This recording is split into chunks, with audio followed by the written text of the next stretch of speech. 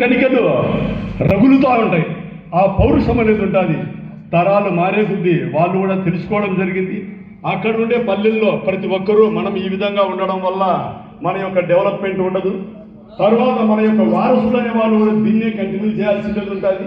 కాబట్టి అది అవసరం లేదని వారిని డైవర్ట్ చేయడం జరిగింది.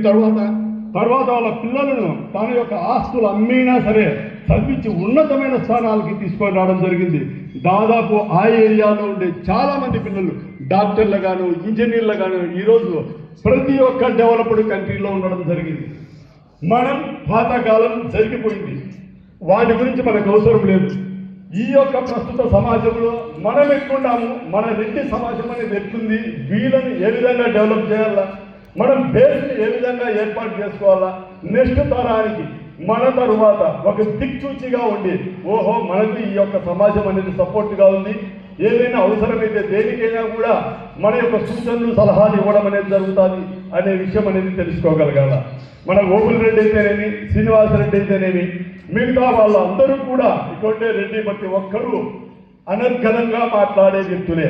ఎప్పుడైతే మన యొక్క యూత్ అనేది ఉంది, యూత్ను మనం కాపాడుకుంటేనే యూత్ వచ్చి ప్రతి ఒక్క స్టేజీ పైన ఇంకా నెక్స్ట్ వచ్చే ప్రోగ్రాముల్లో ఖచ్చితంగా వాళ్ళు వచ్చి ముందుకు వచ్చి మాట్లాడితేనే నెక్స్ట్ మన యొక్క ఈ యొక్క రెడ్డి సేవా సంఘం అనేది ముందుకు తీసుకోవడానికి కూడా ఆస్కారం అనేది ఉంటుంది.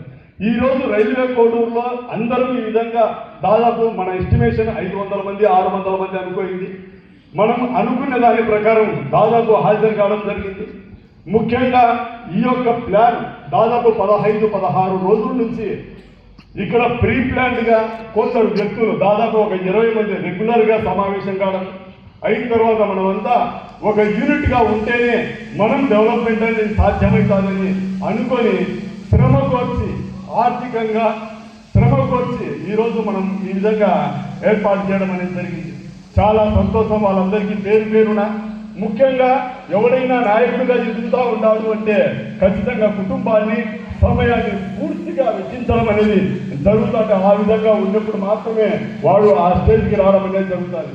ముఖ్యంగా మన ఓపెన్ రెడ్డి గారు చెప్పినట్టు ఒక సింహం లాంటి వాడు అని ఖచ్చితంగా ప్రతి ఒక్కరూ కూడా సమయాన్ని వెచ్చించి వచ్చినప్పుడు మాత్రమే సంఘం అనేది డెవలప్ అవుతుంది.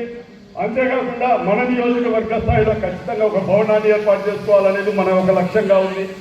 నెక్స్ట్ మనకు ఒక కమ్యూనిటీ హాల్ కూడా ఉంటే బాగుంటుందని మనం ఏదో ఈరోజు సమావేశాన్ని ఏర్పాటు చేసినాం, సరే అయిపోయిన తర్వాత ఎవరి బుద్ధి వాళ్ళ పనుల్లో ఉంటారు. దీనికి కొనసాగింపుగా జరుగుతూ ఉంటేనే సంఘం అనేది ముందుకు పోవడం అనేది జరుగుతుంది. కాబట్టి ఆ విధంగా సంఘ కొనసాగింపు కోసం ప్రతి ఒక్క రెడ్డి యొక్క సహకారం అనేది అవసరం.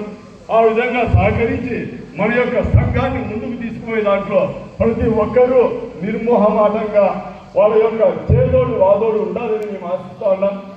ఏది ఏమైనప్పటికీ ఈరోజు